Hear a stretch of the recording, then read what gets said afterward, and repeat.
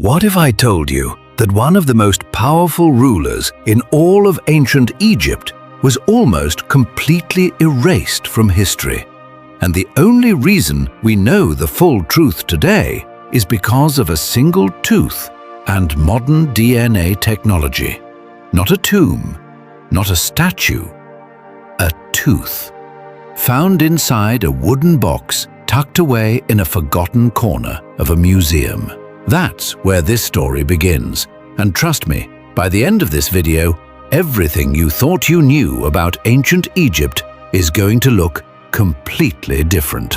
We're talking about Hatshepsut, a woman who ruled Egypt for over 2 decades, who built some of the most extraordinary monuments in the ancient world, who led military campaigns and trade expeditions that made Egypt rich beyond measure, and who was then systematically wiped from the record.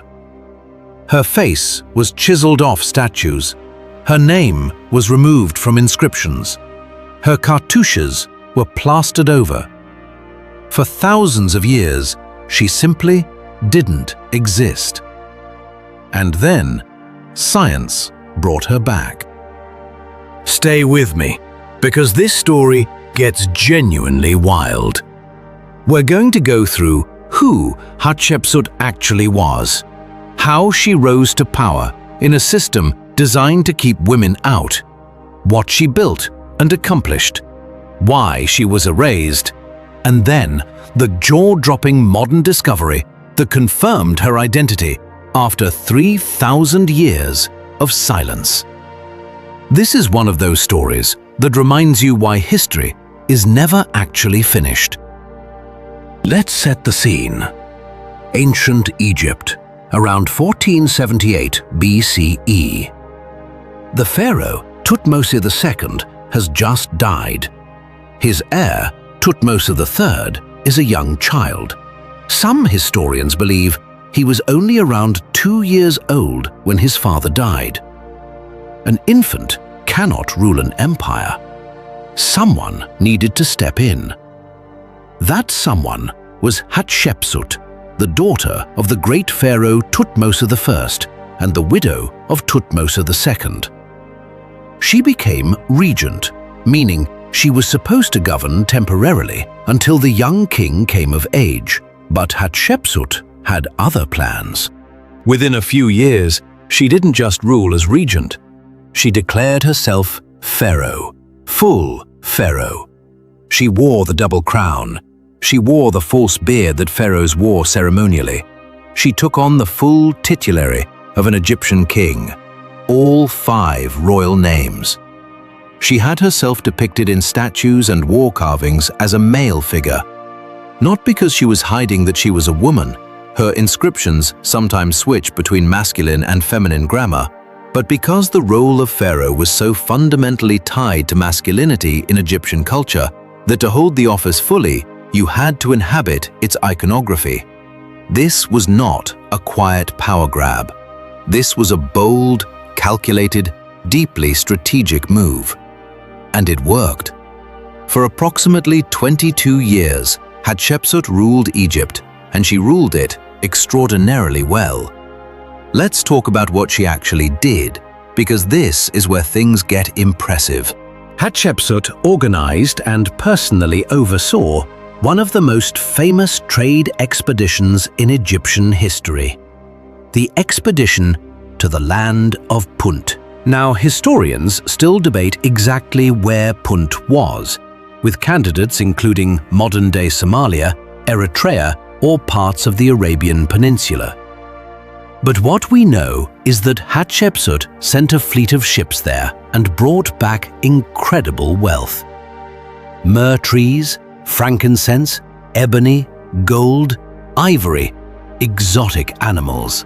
The entire expedition was so significant that she had it carved onto the walls of her mortuary temple in enormous, extraordinary detail. She wanted everyone to know. If you've ever seen images of the stunning terraced temple at Deir el-Bahri on the west bank of Luxor, you've seen Hatshepsut's masterpiece. That building, Djeser Djeseru, which translates roughly to Holy of Holies, is considered one of the architectural wonders of the ancient world. 3 colonnaded terraces rising up against the cliffs. It's breathtaking, even in ruin. But she didn't stop there. She also commissioned a pair of enormous obelisks at Karnak, among the tallest ever erected in Egypt, and oversaw construction and restoration projects throughout the country. She was an extraordinary builder. And she ran a stable, prosperous Egypt during her reign. This wasn't chaos. This wasn't weakness. This was competent, confident governance. Thutmose III, her co-ruler, and the young king she was technically regent for, actually served in her military during her reign. He wasn't sidelined. He was learning. And importantly, after she died, he went on to become one of Egypt's greatest military pharaohs. Some historians believe her stable reign gave him the foundation he needed to become that conqueror. So what happened? Why was she erased? Here's where the story takes a darker turn. After Hatshepsut died, probably around 1458 BCE, Thutmose III continued to reign.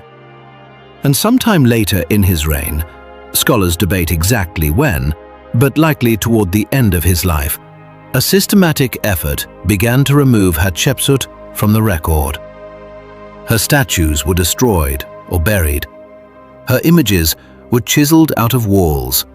Her name was carved away and replaced, sometimes, with the names of Thutmose I, II, or III. It was as if someone wanted to make her reign invisible, to make it look like power had passed cleanly from male ruler to male ruler, without this complicated, extraordinary woman in between. For centuries, Egyptologists looking at the historical record couldn't figure out who had ordered all this building activity during a period where the king on record seemed too young to have done it. There was a ghost in the timeline, a presence that didn't have a name. Then, in the 19th century, as modern Egyptology began to piece together the puzzle, scholars started recognizing Hatshepsut. They could see the remnants of her name under plaster. They could read the feminine verb forms hiding in inscriptions. They could see she had existed, but they still didn't know where she was buried or what had happened to her body. And this is where it gets extraordinary. In the early 20th century, an archaeologist named Howard Carter, yes, the same Howard Carter who would later discover Tutankhamun's tomb, found a tomb in the Valley of the Kings, designated KV20. It contained 2 sarcophagi. One was clearly made for Hatshepsut, but the mummy inside was not hers. There was also a second tomb nearby, KV60, which contained 2 female mummies. One of them had been partially studied and was tentatively identified as Hatshepsut's wet nurse. The other had received far less attention. For decades, those mummies sat in storage at the Egyptian Museum in Cairo. One of them, a heavy-set, middle-aged woman, had been removed from the tomb and sat in a storage room, largely forgotten. Then came the DNA work. In 2007, Egyptian authorities and scientists undertook a major DNA and CT scanning project on royal mummies. They had a significant clue to work with. In the tomb KV60, along with that forgotten mummy, there was a small wooden box bearing Hatshepsut's cartouche, her royal seal.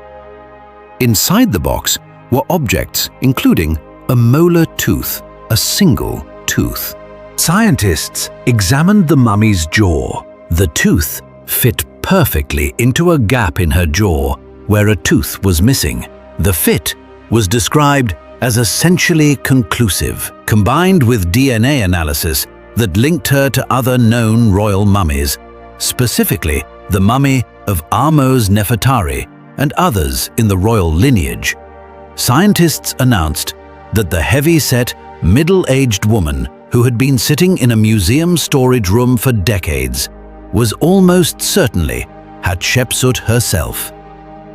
The woman who had been erased from the walls of Egypt's greatest temples. The woman whose name had been chiseled out of stone across an entire empire. She had been found again in a forgotten corner of a museum because of one tooth inside a wooden box. Let that sink in. 3,000 years of erasure, undone by a molar. The CT scans also revealed something poignant about her death. Hatshepsut was probably between 45 and 60 years old when she died. She had bone cancer and likely also had diabetes. She was not a young woman dying in her prime. She had grown old doing what she did. She had ruled, built, traded, governed, and grown old in her power. That detail changes how you picture her. And here's the thing that I want you to really sit with as we close this out. Hatshepsut wasn't just erased because she was powerful. She was erased because someone understood that she was an example. A woman who had taken the highest office in the most powerful civilization on Earth and done it brilliantly was dangerous to any future argument that women couldn't. So they tried to make her disappear. They failed. She's back. And 3,000 years later, she's still teaching us something. About power. About ambition. About what happens when history tries to silence someone. And about the stubborn way that truth tends to survive. Sometimes in the gap of a jaw. Sometimes in a tooth inside a box. Sometimes in the most unexpected places imaginable. If this story hit you the way it hit me the first time I really dug into it, share this with someone who loves history. And if you want more stories about the people history tried to forget, subscribe, because we have so many more coming. This is just the beginning.